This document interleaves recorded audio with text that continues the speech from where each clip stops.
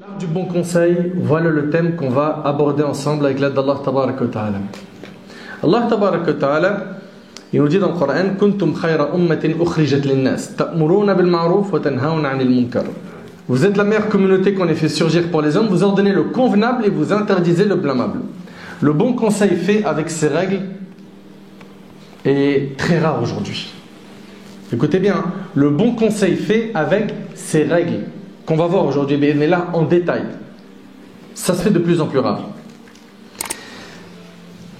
Les gens considèrent que ceux qui leur font des conseils avec amour, avec bienveillance, avec douceur, les considèrent souvent comme étant des personnes qui les prennent de haut, qui sont orgueilleux, qui cherchent à les rabaisser. Et c'est pour ça que beaucoup de gens refusent le conseil. Et subhanallah, des fois, il m'arrive, moi, mon frère Mahdi, d'autres frères qui sont dans la da'wah, d'avoir des jeunes qui viennent nous dire: tu sais, j'ai tout fait pour conseiller mon père, j'ai tout fait pour conseiller ma mère, mes frères et sœurs, mais ça ne marche pas. Il suffit d'une petite discussion avec eux, tu creuses un peu et tu vois qu'il a pris un mauvais chemin. Ah papa, de toute façon, t'es un égaré. J'ai entendu celui qui fait ça, de toute façon, il est dans l'égarement. Allah musta'an. Il parle à sa mère et lui dit: maman, regarde, tu fais pas ça comme obligation religieuse, tu fais n'importe quoi. Tu continues comme ça, c'est nar. C'est comme ça que tu parles à tes parents. Et après, il vient, il est étonné. Ou elle est étonnée, il me dit: mais ils n'écoutent pas. Wallah, j'ai tout fait pour les conseiller. Ils ne veulent pas écouter. C'est ça que tu appelles des conseils? C'est pas des conseils, c'est de la brutalité, ça. En plus, envers qui? Envers tes parents. Nombreux sont ceux qui refusent les conseils de leurs enfants, parce que les enfants conseillent mal. Il n'y a pas d'amour, de douceur, il n'y a pas de hikmah, de sagesse. Alors oui, il est vrai qu'on doit accepter les conseils afin de reprendre le chemin de la vérité. Mais s'il vous plaît, comme il a été dit enseignement, Inna an-nusha thaqil fala tursiluhu jabala. Le conseil déjà il est pesant, il est lourd. Toi ne le transmets pas en jetant une montagne, en envoyant une montagne à quelqu'un. C'est déjà pesant un conseil. Omar radiyallahu anhu, il disait qu'Allah fasse miséricorde à toute personne me montrant mes défauts. Qu'Allah subhanahu wa ta'ala fasse miséricorde à toutes les personnes qui nous ont conseillés, qui nous ont montré nos défauts, qui nous ont fait reprendre le droit chemin. Une personne qui nous fait un bon conseil, on se doit d'être reconnaissant envers elle, de la remercier. Pourquoi? Parce qu'elle est en train de nous aider à nous améliorer. Certains utilisent des propos tellement durs quand ils parlent, qu'est-ce qui se passe? Le résultat c'est quoi? Allô? Je vous parle. Ils font fuir. C'est vrai ou c'est pas vrai? Certains, dans leurs conseils, ils font fuir. Ils parlent mal. Il a une langue, c'est une tronçonneuse. Chaque fois qu'il parle pour conseiller quelqu'un, il l'achève. Et il s'étonne, c'est ça le pire. C'est que lui, il s'étonne, il se dit: je comprends pas pourquoi les gens, ils ont tous de l'orgueil. Tiba'ul hawa. Ils suivent leur passion. Allah yahdihum. Regarde-toi dans la glace quand tu conseilles. On te filmerait pendant la nasiha. On montrerait ça en public aux gens, tout le monde blâmerait ta manière. Donc on reçoit beaucoup de plaintes. Des fois c'est de la part des jeunes, des enfants. Des fois c'est de la part des parents. Quand on creuse souvent, qu'est-ce qu'il y a? Il y a un problème dans la manière de faire nasiha, de conseiller. Le prophète sallallahu alayhi wa sallam, dans le hadith rapporté par l'imam Muslim, tout le monde connaît ce hadith, il est authentique, rapporté par Muslim. Tamim ibn Aws al-Dari radiyallahu anhu, il rapporte que le prophète il a dit: ad-dinu nasiha. Tout le monde connaît ce hadith, n'est-ce pas? La religion, c'est le bon conseil. Et Jarir ibn Abdullah al-Bajali radiyallahu anhu a dit: j'ai fait acte d'allégeance au messager d'Allah sallallahu alayhi wa sallam en m'engageant à faire la prière selon toutes ses règles, à faire l'aumône et à être loyal dans mon conseil et dans mes sentiments envers tout musulman, rapporté par Bukhari et Muslim. On parle aujourd'hui du bon conseil, car selon Abu Hurayra radiyallahu anhu, le prophète sallallahu alayhi wa sallam a dit: celui qui appelle à une bonne voie a un salaire égal, une récompense égale à celui de tous ceux qui la suivent sans rien diminuer de leur récompense, rapporté par Muslim. C'est-à-dire, quand je vais appeler quelqu'un au bien, je lui recommande de faire quelque chose de bien, je lui conseille une bonne action et qu'il l'a fait, à chaque fois qu'il fait cette bonne action, j'ai des récompenses, moi aussi, en même temps que lui. Il en a, j'en ai. Si lui, à son tour, il enseigne ça, ce bien que tu lui as enseigné, à quelqu'un d'autre, et qu'ils sont maintenant 2 personnes à faire le bien que tu as recommandé, tu as les récompenses de ces 2 personnes à chaque fois qu'ils feront cette bonne action. Et ainsi de suite. La chaîne, elle peut être très longue. Et attention, hein, dans le mal, c'est pareil. Dans le mal, c'est pareil. Certains jeunes, ils sont super contents de connaître, c'est choquant ce que je veux vous dire, hein, les gros mots tendance. Les gros mots tendance. Et dit attends, ouais, oh là là, attends, je vais t'enseigner une insulte là. Et ça fait rire tout le monde. Et c'est repris, et c'est enseigné, transmis de la même manière. T'as enseigné le haram, c'est dans ton compte à chaque fois que la personne fait ce haram. S'ils sont plusieurs à le faire, à chaque fois que ça sera fait, c'est dans ton compte. Soyez intelligents s'il vous plaît. Et selon Anas radiallahu anhu, le prophète m'a dit, quiconque indique un bien aura la même récompense que celui qui l'accomplira, rapporté par Tirmidhi. Et dans le hadith rapporté par l'imam Muslim selon Abu Hurayra radiallahu anhu, le prophète m'a dit, un musulman a 6 devoirs à accomplir à l'égard de son frère. S'il le rencontre, il le salue. S'il le rencontre, il le salue. Il lui dit assalamu alaikum. S'il l'invite, qu'il accepte l'invitation. S'il cherche un conseil, alors qu'il le conseille. Ça fait partie des devoirs qu'on a envers nos frères et les sœurs entre elles. Vous écoutez attentivement? S'il recherche un conseil, alors qu'il le conseille.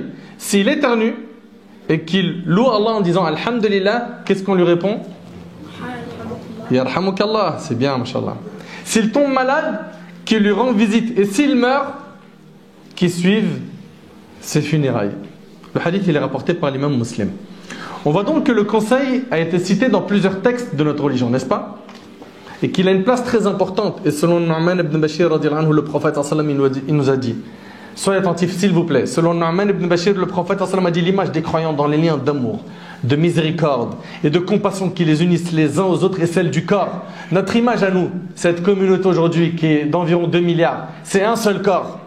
Vous entendez? Vous êtes attentifs? Un seul corps. Dès que l'un de ses membres se plaint de quelque mal, tout le reste du corps accourt à son secours par la veille et la fièvre rapportées par Bukhari et Muslim. Ça veut dire quoi? À partir du moment où un musulman ou une musulmane sur terre souffre d'une douleur, je la ressens. Nous sommes un seul et unique corps. Et selon Abu Musa radiallahu anhu, le prophète a dit, le croyant par rapport au croyant est comme la construction dont tous les éléments se soutiennent, il fait en même temps croiser ses doigts, rapportés par Bukhari et Muslim. Donc on doit se soutenir, s'aider, se conseiller quand on voit un de nos frères glisser, tomber dans un des pièges de Satan, ou une de nos sœurs qui a été piégée par Shaitan. Le bon conseil fait partie des messages de tous les prophètes. La tâche des prophètes a toujours été d'être des bons conseillers. En transmettant quoi? Le message d'Allah tabaraka wa ta'ala. Nos modèles à nous, ils sont dans le Coran. Les prophètes. Ulaika alladhina hada Allah fa bihudahu muqtadih. Allah ta'ala dit, voilà ceux qu'Allah a guidés, suis donc leur guidé. Suis donc leur voie. La voie des prophètes, ce sont nos modèles. Les compagnons, ce sont nos modèles. Ceux qui sont venus après, les successeurs des successeurs, eux sont nos modèles. Mais aujourd'hui, on a une perte de modèle qui est cruelle. On voit aujourd'hui, un petit jeune, tu lui dis, qu'est-ce que tu aimerais être plus tard? J'aimerais être comme tel chanteur, comme tel acteur, comme tel humoriste, telle star de télé-réalité. Elle est trop belle, il est trop beau, il a de l'argent, on entend des mots, il a le flow, il a du style. Oh! Mais il vous appelle à quoi? Réfléchissez, méditez. En les suivant, vous vous rapprochez plus d'Allah ou vous vous en écartez? Faites un point. En les suivant, vous donnez hautain orgueilleux, mauvais méprisant, vulgaire? Ou est-ce que, en les suivant, vous avez envie de jeûner lundi et jeudi, lire plus de Coran, faire plus de prières surrogatoires? Posez-vous la question. Qui sont vos modèles? Et pourquoi les avez-vous pris pour modèles? Les prophètes, alayhim salam, ce sont eux, les prophètes, ce sont eux les modèles. Nos modèles sont donc les prophètes, les compagnons, les pieux prédécesseurs de manière générale. Subhanallah, le prophète Salih, alayhi salam, il a appelé son peuple à Allah, comme tous les prophètes ont fait. Et son appel a été rejeté. Allah Ta'ala il nous dit فَتَوَلَّ عَنْهُمْ وَقَالَ يَا قَوْمِ لَقَدْ أَبْلَغْتُكُمْ رِسَالَاتَ رَبِّي وَنَصَحْتُ لَكُمْ وَلَكِنْ لَا تُحِبُّونَ النَّاصِحِينَ Allahu Akbar. Allah Ta'ala ici dit dans Sourate Al-A'raf, alors il se détourna d'eux, qui? Le prophète Salih, et dit: ô mon peuple, je vous ai communiqué le message de mon Seigneur et je vous ai conseillé sincèrement. Il les a conseillés, mais vous n'aimez pas les conseillers sincères. Conseil, sachez mes chers frères, mes chères sœurs, que si on accepte de voir le mal se propager et qu'on ne prend pas nos responsabilités en ordonnant le convenable et en interdisant le blâmable avec sagesse, avec les règles que nous a dictées notre religion, nous allons tous courir à notre perte. Selon An-Nu'man ibn Bashir, le hadith il est rapporté par l'imam al-Bukhari. Ce compagnon radiyallahu anhu, il rapporte que le prophète il décrit ici l'image des pieux et ceux qui ne le sont pas. Et l'image elle est vraiment, subhanallah, très marquante. Il dit alayhi salatu wassalam, l'image de celui qui reconnaît pas les interdits d'Allah. Écoutez bien. Il dit sallam, l'image de celui qui ne reconnaît pas les interdits d'Allah et cherche à les abolir. Et l'image de celui qui les transgresse est celle d'un groupe de gens qui ont tiré au sort pour donner à chacun de sa place dans un bateau. Ça veut dire quoi en deux mots? Ça veut dire qu'il y a dans le même bateau un groupe. Dedans il y a des pieux, des gens dans la religion et des gens qui ne le sont pas. Certains ont pris le niveau supérieur. Il s'agit ici des pieux, ceux qui sont dans la religion. Quant à ceux qui sont dans les péchés, dans l'égarement, ils se sont retrouvés dans l'étage le plus bas. Ceux qui étaient dans l'étage le plus bas, ils se sont dit, au lieu de monter à chaque fois et de déranger ceux de l'étage du haut pour prendre l'eau de la rivière, mais on creuse un trou là où on est. Et comme ça, on n'aura pas à les déranger. Mais s'ils creusent un trou là où ils sont, qu'est-ce qu'il se passe? Le bateau, il va couler, barakallahu fik. Et c'est pour ça que le prophète, sallallahu alayhi wa sallam, il dit quoi? Il dit, s'ils les laissent réaliser ce désir, c'est leur perte à tous. Et s'ils les en empêchent, c'est leur salut à eux et à tous. Et nous sommes dans un bateau dans la communauté, avec parmi nous des pécheurs et des gens qui sont dans le din. Si on laisse ceux qui sont dans les péchés creuser dans ce bateau, on va tous se noyer. On peut être puni par Allah.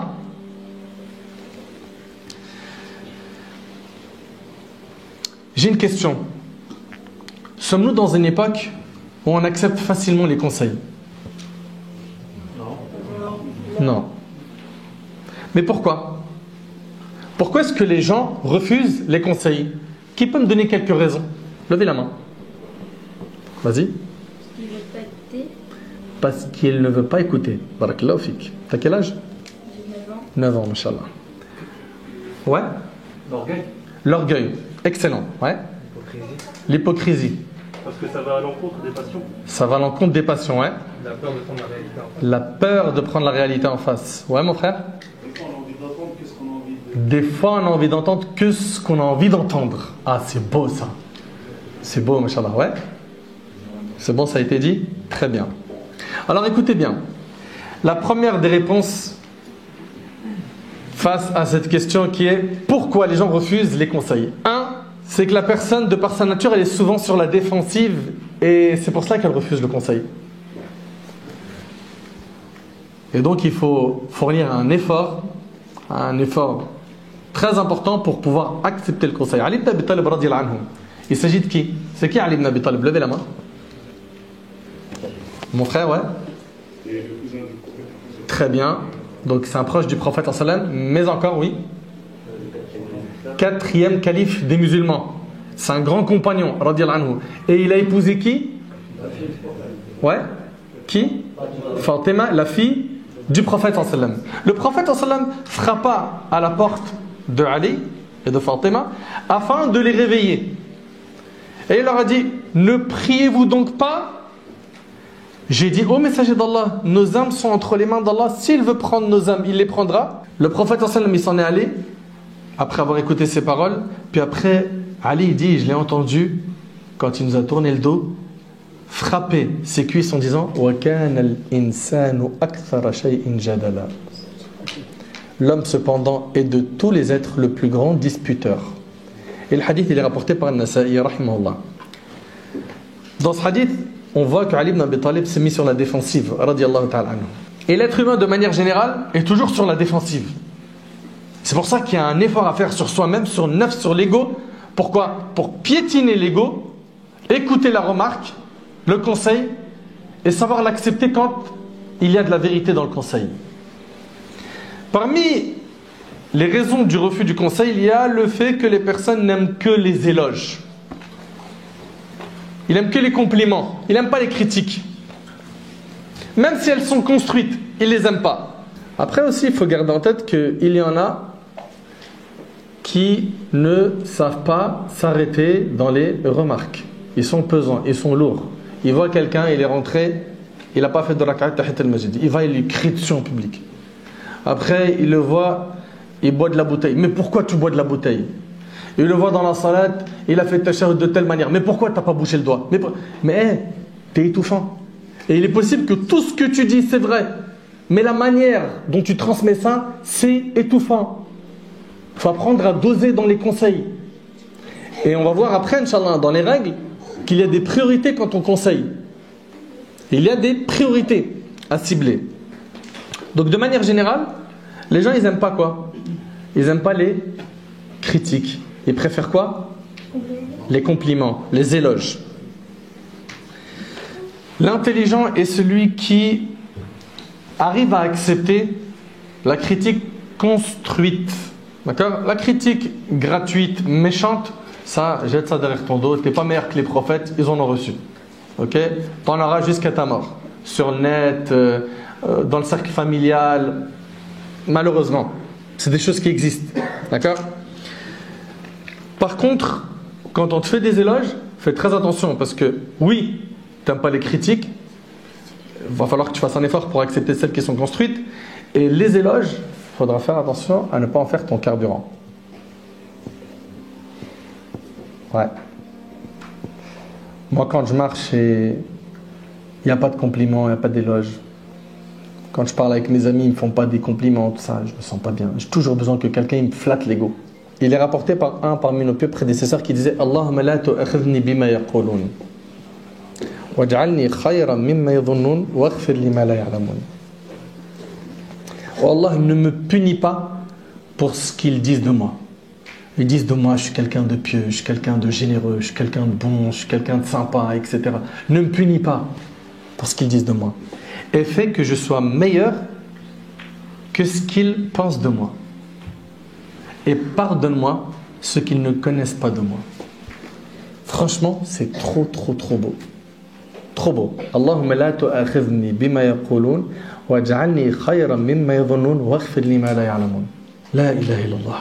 Reconnaître son tort après une nasiha construite, ça fait partie du comportement des pieux. À leur tête qui? Al-Anbiya, les prophètes. Adam alayhi salam, n'a-t-il pas dit Qala rabbana zalamna anfusana wa in lam taghfir lana wa tarhamna lanakunanna min al-khasirin. Tous deux dire ô notre Seigneur, nous avons fait du tort à nous-mêmes. Il a reconnu son tort, Adam alayhi salam, ou pas? Oui.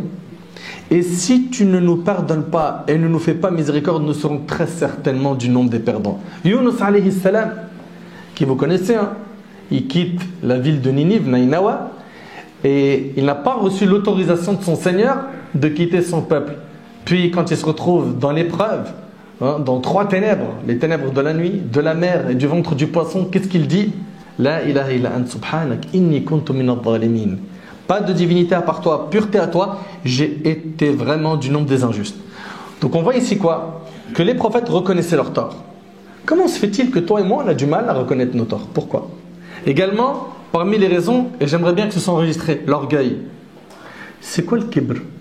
Quelle est la définition du kibr? Oui?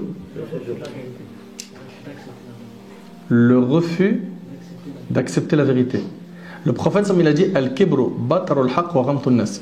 C'est le fait de refuser la vérité, de mépriser les gens. D'accord? Et le premier à avoir fait preuve d'orgueil, c'est qui? Allô? C'est Iblis, n'est-ce pas? Allah tabarak wa ta'ala, il lui a demandé quoi? De se prosterner pour Adam. Il a accepté? Non, aba wastakbar, n'est-ce pas? Oui. Il a refusé, il a fait preuve d'orgueil. Donc toute personne qui fait preuve d'orgueil, qu'elle garde en tête qu'elle est en train de prendre exemple sur qui là? Iblis. C'est ça qui a fait sortir Iblis du paradis. Une personne intelligente, si on lui montre une erreur qu'elle a fait, elle va remercier la personne qui lui fait conseil. Elle reconnaît son tort. Oui, je me suis trompé. Barakallahu fik. Qu'Allah te récompense. Sachez que les conseils se font de plusieurs types. Et là, je vais aborder un point qui est très important. Il y a le conseil qu'on fait de manière générale. Il y a le conseil qu'on fait de manière particulière. Il y a le conseil qu'on fait en public et le conseil qu'on fait en secret. Je vous demande d'être très attentif.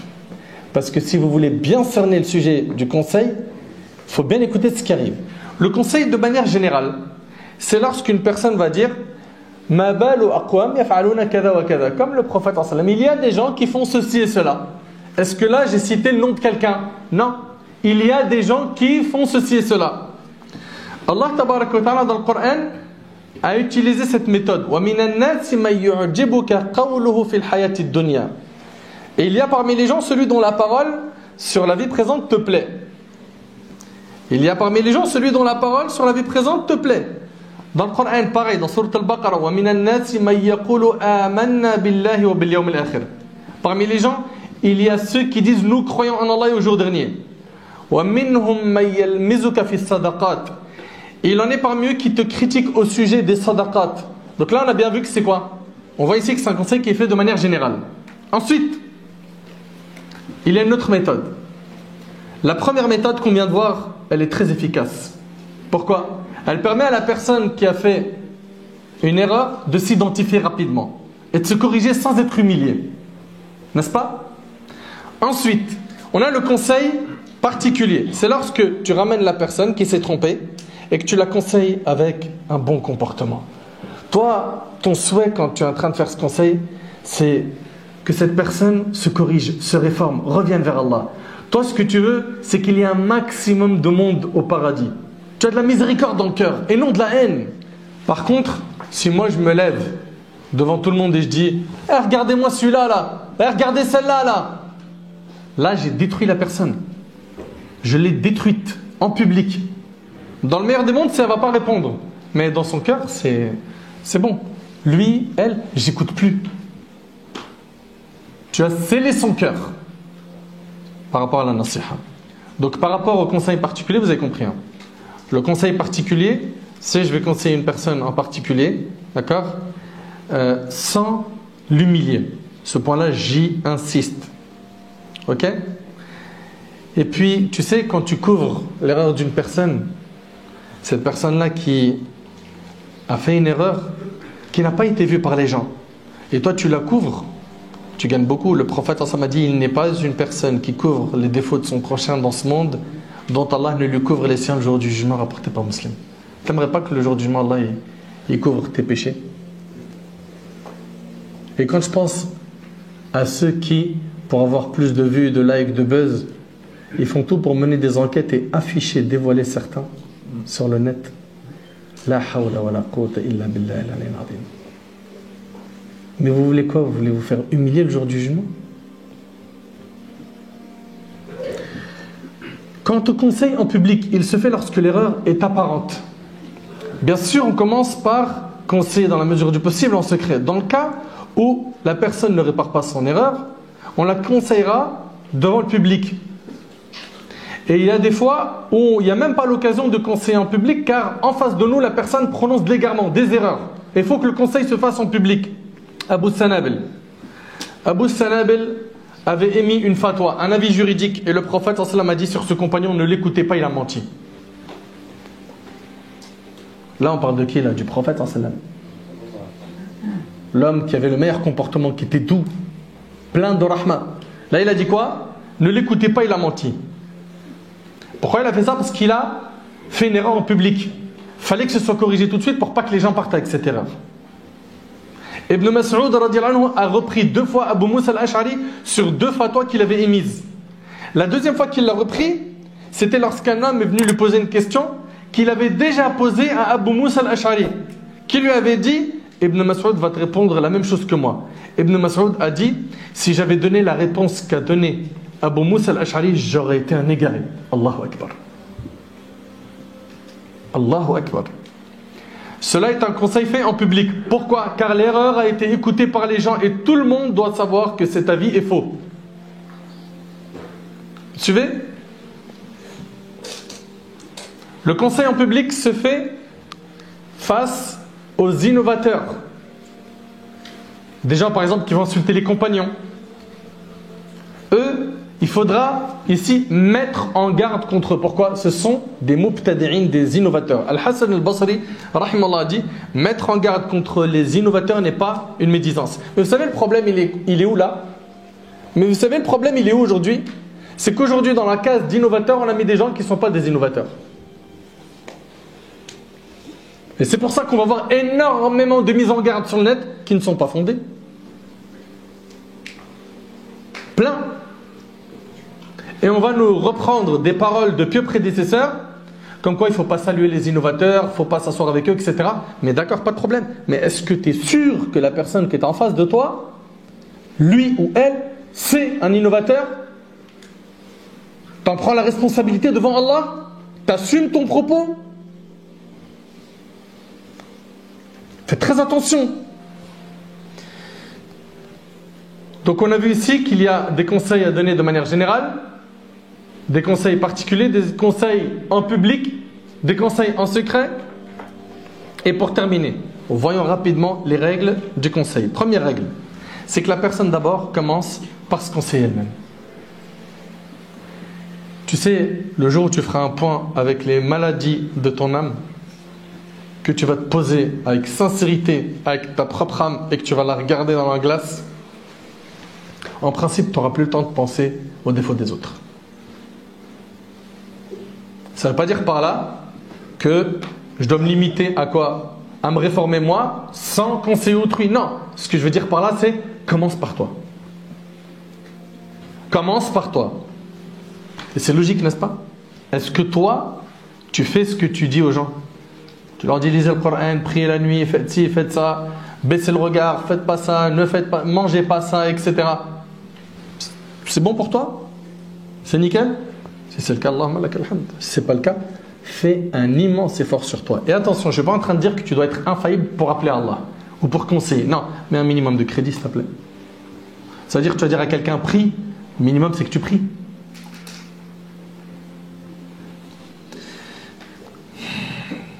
Donc, regarde-toi dans la glace, ça c'est un. Deuxième conseil pour ceux qui appellent Allah subhanahu wa ta'ala et qui conseillent les gens, il y a le fait d'être sincère. On a dit premier conseil, c'est quoi? C'est de se conseiller d'abord nous-mêmes, n'est-ce pas? Deuxième conseil, c'est d'être sincère dans nos conseils. Toi qui es parti conseiller une personne, qu'est-ce qui t'a poussé à le faire? Écoutez les questions que je vais poser. Essayez de vous répondre, vous qui avez déjà conseillé autrui. Est-ce que tu l'as conseillé parce que tu l'aimes? Tu le veux son bien? Si c'est le cas, félicitations. Par contre, si tu me dis non, réponds à cette question. Aurais-tu aimé qu'une personne fasse ce conseil à ta place? Si tu dis oui, félicitations. Si tu dis non, réponds à cette question. T'es-tu attristé de voir ton frère se tromper, commettre un grand péché? Si tu dis oui, je te félicite. Si tu dis non, réponds à cette question. Avais-tu comme intention de faire ton conseil en secret, alors qu'il n'y avait qu'un seul moyen, de le faire en public? Si tu dis oui, je te félicite. Par contre, si tu dis non, réponds à cette question. Si cette erreur avait été commise par la personne que tu aimes le plus, l'aurais-tu conseillé de la même manière qu'une étrangère? Si tu dis oui, félicitations. Si tu dis non, sache que la sincérité est une condition de validation de l'acte. Le prophète sallam a dit innamal a'mal binniyat, n'est-ce pas? Les actes ne valent que par leurs intentions. Tu as des gens qui, lorsqu'ils conseillent, leur rêve c'est de se mettre eux en avant. Moi, si je lui ai apporté ce conseil en public, c'est pour monter en grade, en vue, en like, en notoriété, en j'aime. Mais ça, c'est pas notre langage à nous. Nous qui sommes dans le din. Ça fait pas partie de nos vocabulaires, tout ça. Ça concerne les autres, pas nous. Si tu n'es pas sincère dans tes conseils, revois ton intention. Troisièmement, fais en sorte que la personne que tu vas conseiller t'aime, dans la mesure du possible. Essaye de gagner son cœur. Tu vas conseiller quelqu'un, tu l'as vu faire quelque chose de mauvais. Par exemple, il mange de la main gauche. D'accord? Alors qu'on sait que nous, en islam, on doit quoi? Manger de la main droite. Eh bien, vous qui aimez les décos, les couleurs, décorez vos conseils. Embellissez-les. Faites-vous aimer par la personne que vous allez conseiller. Commence par lui trouver des qualités. Et fais-lui quelques éloges. Flatte un peu son ego. Dis-lui, tu sais, mashallah, je suis trop content, je vois... Comment tu t'appelles? Mohamed, mashallah. Tu viens à la mosquée depuis combien de temps? Ça fait plaisir, mashallah. Et en plus, tu es jeune et tout. Ça, c'est magnifique. Et tu le flattes un peu, tu as tissé un petit lien. Là, à force déjà de lui avoir fait quelques éloges, là, ses oreilles, c'est une montgolfière. Il est prêt à t'écouter. Ok? À ce moment-là, glisse-lui le message. Dis-lui, par contre, tu sais, en islam, quand on mange, le prophète Sam a dit, kul bi yaminik, etc., mange avec la main droite. Ça va être facile à encaisser, oui ou non? Mais tu viens, tu lui dis, hop, hop, oh, oh, oh, ah, sahbi, t'es musulman ou c'est quoi le truc là? Là, déjà, lui, dans son cerveau, tu lui as fait un bug informatique. Et après, tu continues comme ça, le torpille en public, il t'écoutera pas. Et s'il t'écoute, franchement, qu'Allah il le récompense. Mais toi, tu as fait du tort. Tu as fait du tort. Et fais ce conseil de la même manière que tu aimerais le recevoir. Le prophète, ne l'a-t-il pas dit? Aucun de vous ne sera un véritable croyant que lorsqu'il aimera pour son frère ce qu'il aime pour lui-même. N'est-ce pas? Hadith rapporté par Bukhari Muslim sur Anas. Il incombe à celle qui va conseiller qu'elle ait une maîtrise totale du sujet qu'elle va aborder. Je vais conseiller quelqu'un dans un domaine religieux, mais je ne maîtrise pas le sujet. Il suffit qu'il me déstabilise avec 2 questions et ça y est, je perds mes repères. Allah Ta'ala dit قُلْ هَذِهِ سَبِيلِ أَدْعُوا إِلَى اللَّهِ عَلَى بَصِيرًا. Dans Surat Yusuf, Allah Ta'ala il nous dit ici, dit voilà ma voix, j'appelle les gens à la religion d'Allah. Moi et ceux qui me suivent, nous basons sur une preuve évidente. On parle nous avec quoi? Clairvoyance, avec des preuves solides. La sincérité dans le conseil ne suffit pas. Sincérité et la maîtrise du sujet que je vais aborder. D'accord? Aussi choisir le bon endroit, le bon moment. Tu vas le conseiller, très bien. Devant qui? Devant tout le monde? Tous les gens qui sont là, présents? Tu vas conseiller madame, ta femme, devant tout le monde, devant les enfants? Et des fois, vous savez qu'il se peut que quoi, le ton y monte. Toi, ma soeur, tu vas conseiller ton mari devant tout le monde? On voit des fois des gens amenés avec une vingtaine de personnes pour conseiller une personne. Mais vous cherchez quoi? C'est un spectacle là, c'est pas une nasiha. C'est une fadiha que vous voulez. Vous voulez pas conseiller, vous voulez scandaliser la personne. L'imam Shafi'i rahmallah, il disait, sermonner mon frère en secret, c'est le flatter. Le faire en public, c'est le diffamer. On a dit, je vais choisir l'endroit, aussi le moment. Donc il va falloir trouver le bon moment pour conseiller. Et ça demande quoi? Ça demande de la clairvoyance, ça demande de l'intelligence. Ça demande quoi? Ça demande de la hikmah, de la sagesse. Et quand on conseille également, on conseille par priorité. J'ai une personne devant moi, écoutez attentivement s'il vous plaît, qui boit de l'alcool. D'accord? Et en même temps, il fume la cigarette. Cette personne-là, quand je vais la conseiller, je commence par quoi? Lui dire d'arrêter de fumer et de boire de l'alcool. Très bien. Je vais d'abord commencer avec cette personne-là par ce qu'elle fait de plus grave. D'accord? On va d'abord commencer à parler avec elle de quoi? De l'alcool. Ok? On commence par ce qui est de plus grave. Puis après on descend. Et si tu viens, tu lui dis, ah frérot, regarde, le dégradé ça va pas. La clope c'est relou. Schéma, tu vas où? Tu roules des joints, tu bois, fornication. Tu lui envoies tout ça d'un coup. C'est très rare qu'une personne va être réceptive et va te remercier après avoir encaissé une grosse décharge électrique. C'est vrai ou pas? Généralement, ce que tu auras, c'est quoi? Par respect, il va t'écouter attentivement. Puis voilà, il va dire, oulala, lui là. Plus jamais de la vie tu me ramènes un frère muscle comme lui. Hein. Moi je veux pas en entendre. C'est des ouf les gars. Donc finalement, qu'est-ce que tu as fait? Tu as gagné ou tu as perdu là? Avec lui tu as perdu. La sagesse ici réside dans le fait de se concentrer sur les priorités. La sagesse ici, la hikmah, c'est de se concentrer sur les priorités. Donc que ce soit un homme ou une femme, barakallahu fikum, aborder les points par priorité avec eux. D'accord? On conseille donc par priorité. Aussi, on choisit les meilleures paroles lors des conseils. Ud'u ila sabili rabbika. Comment? Bil hikma wal maw'izatil hasana wajadilhum billati hiya ahsan. Par la sagesse et la bonne exhortation, appelle les gens au sentier de ton Seigneur et discute avec eux de la meilleure façon. Subhanallah. Conseil de la meilleure des manières. Et attention, de la meilleure des manières, est-ce que ça veut dire forcément de la douceur? Ça, c'est une grande erreur. Hein. Parfois, la fermeté, c'est la hikmah, la sagesse. Et le prophète, qui est l'homme le plus doux, qui avait le plus de rahma, qui avait le meilleur des comportements, celui qui a dit Innama bu'ithtu li utammima makarim al-akhlaq, j'ai été envoyé pour parachever les nobles caractères, il lui est arrivé d'être ferme. Cet homme, ce compagnon, à qui il a pris une bague en or et il l'a jetée. Ici, le prophète, il a fait preuve de fermeté. C'est un compagnon. Donc, avec les personnes qui ont un minimum de bagages religieux, qui ont de la connaissance, eux, la fermeté, elle peut être, dans certains cas, la hikmah. À toi, après, de t'adapter en fonction du profil qui est devant toi. Et je vous ai dit, c'est un art. Et il y a des personnes, la fermeté avec eux, ça ne marche pas. Il n'y a que la douceur qui marche. Donc, il n'y a pas qu'une seule manière de faire da'wah. Ok? Le tout, ça sera quoi? Ça doit être fait avec sagesse. Sagesse, c'est-à-dire, je sais que c'était maintenant, de cette manière-là, avec ces mots-là, dans ce moment-là, que fallait que ce soit transmis. Vous suivez? Aussi, un point très important, c'est être juste lors du conseil. Sois juste. Tu viens, tu lui reproches des choses qu'il ne fait pas. C'est injuste. C'est vrai, c'est pas vrai. Tu viens, tu lui dis, regarde, je vais te dire un truc. Ta femme, elle m'a tout dit.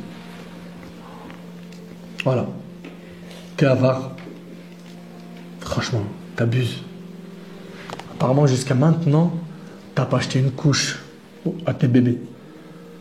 T'exagères quand même. Et là, en fait, vous savez, le problème, il est dans quoi? Il est dans le fait que ce frère qui dit ça à ce mari, il n'a même pas écouté les deux versions. Et je vous invite, s'il vous plaît, Allah yabarik fikum, à ne jamais vous prononcer dans un litige entre deux personnes sans avoir les deux versions. Il y a un problème de couple, de frères, de famille, d'amis, tu n'as pas les deux versions. La personne qui est en face de toi, elle va te donner finalement que sa version. Ok? Et il est possible qu'elle ne ment pas, mais elle a oublié des détails trop importants qui changent la donne au moment du conseil. Donc sois juste. Sois juste. Al-Hajjaj ibn Yusuf al-Thaqafi, le gouverneur d'Irak à son époque, il a tué plein de gens. Et il a bombardé la Mecque avec des catapultes. Est-ce que vous entendez, s'il vous plaît? Il a bombardé la Mecque avec quoi? Des catapultes. Et avec cela, l'imam al-Zahabi, rahimahullah, lorsqu'il a écrit sa biographie, il a cité ses qualités et ses défauts. Il a été juste. Il a été juste. Donc quand tu fais un conseil, sois juste. Fais-le discrètement, sans te faire remarquer. Allah tabaraka wa ta'ala dans Sourate An-Nisa, il nous dit Ulaika alladhina ya'lamu Allahu ma fi qulubihim. Écoutez bien s'il vous plaît. Allah ta'ala il nous dit Ulaika alladhina ya'lamu Allahu ma fi qulubihim fa'arid anhum wa'idhhum wa qul lahum fi anfusihim qawlan baligha. Fi anfusihim, c'est-à-dire quoi? Écoutez bien. Voilà ce dont Allah sait ce qu'ils ont dans leur cœur. Ne leur tiens donc pas rigueur. Exhorte-les et dis-leur sur eux-mêmes des paroles convaincantes. Ibn Kathir, rahmallah, il dit dis-leur sur eux-mêmes veut dire conseille-les en secret. Bien évidemment, ce n'est pas la règle tout le temps. Il y a des cas où le conseil devra se faire en public si la personne elle appelle un égarement public. On vous l'a dit ça. N'est-ce pas? Autant que possible, fais preuve de douceur. Allah tabaraka wa ta'ala a envoyé deux prophètes au plus grand tyran de l'histoire.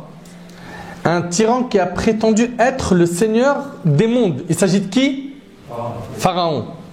اذهبا إلى فرعون إنه طغى فقولا له قولا لينا لعله يتذكر أو يخشى.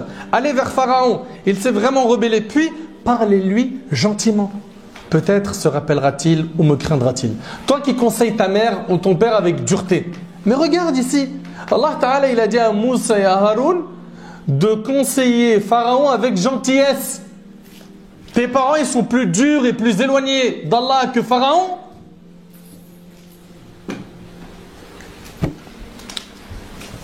Le prophète Ibrahim alayhi salam, il parle à son père Azar, qui était un grand mushrik. Il associe Allah. Il lui dit quoi? إذ قال لأبيه يا أبتي يا أبتي لما تعبد ما لا يسمع ولا يبصر ولا يغني عنك شيئا. Lorsqu'il a dit à son père, oh mon père, mon cher père, pourquoi adores-tu ce qui n'entend ni ne voit et ne te profite en rien? Subhanallah. Combien de prophètes ont dit à leur peuple, ya qawmi, mon peuple? Prenons exemple sur eux. Quand tu parles à ton frère, dis-lui, je te veux du bien. Wallahi al-azim, ici, là, il faut que tu saches que là, je te parle parce que je veux que tu sois au paradis. Je veux que tu sois dans les plus hauts degrés du paradis. Je veux ton bien, mon frère. Ton bien, il est que le jour du jugement, tu obtiennes ton livre de la main droite. Moi, je veux ça pour toi. Je veux la félicité. Et selon Aïcha radiallahu anha, le prophète a dit Allah est doux et il aime la douceur en toute chose, rapporté par Bukhari Muslim. Et le prophète dans le hadith rapporté par Muslim a dit quand la douceur est dans quelque chose, elle ne peut que l'embellir. Et quand elle est retirée d'une chose, elle ne peut que l'enlaidir. Allahu Akbar. Donc il faudra que tu prennes en considération la personnalité de la personne en face de toi pour voir est-ce que le bon dosage ici sera d'être uniquement doux avec elle ou est-ce qu'il faudra un peu de fermeté ou les deux, un mélange des deux. D'accord? Également, parmi les règles, c'est quand on va se conseiller, on commence par quoi? Par citer les points en accord. Vous suivez? Commence par lui dire, écoute mon frère, je suis d'accord avec toi sur 1000 choses. Mais par contre, il y a un point où j'aimerais discuter avec toi de ceci, cela. Là, il y a quoi? Taqrib al-masafat. On est en train de rapprocher les cœurs de cette manière-là. Mais quand vous êtes en train de discuter, hey, moi je suis d'accord avec toi sur quasiment rien. Ah, et tu veux comme ça, on papote facilement. C'est pas donné à n'importe qui hein, d'accepter, d'avoir un dialogue avec quelqu'un qui te dit sache que déjà je suis d'accord avec toi sur rien. Doucement. Ok? Essaye d'être très fin et intelligent pour pouvoir gagner le cœur de la personne qui est en face de toi. D'accord? Quant aux règles que doit respecter celui qui reçoit le conseil. 1. Il doit être sincère. Toi qui vas écouter le conseil, pourquoi tu l'as écouté? Il t'a dit je veux te conseiller. Tu as dit ok. C'était quoi ta niya à ce moment quand tu as dit ok? Vas-y, vide ton sac. Et après de toute façon, je ferai ce que j'ai dans la tête. Ton intention doit être de rechercher la vérité. Deuxième règle, c'est la plus importante, c'est de revenir à la vérité après avoir écouté le conseil. Deuxième règle, et c'est la plus importante, c'est de revenir à la vérité après avoir quoi? Écouté le conseil. Parmi les exemples de gens qui ont reconnu la vérité, qui sont revenus à la vérité, Omar radiallahu anhu, lorsqu'il a fait des recommandations à Muawiyah radiallahu anhu, qui était Fisham, il lui a dit si tu as jugé d'une chose puis après l'avoir fait tu t'aperçois que tu n'as pas bien fait, rien ne t'empêche de revenir sur ton avis vers la vérité. Ça c'est Omar radiallahu anhu qui dit ça à qui? À Muawiyah.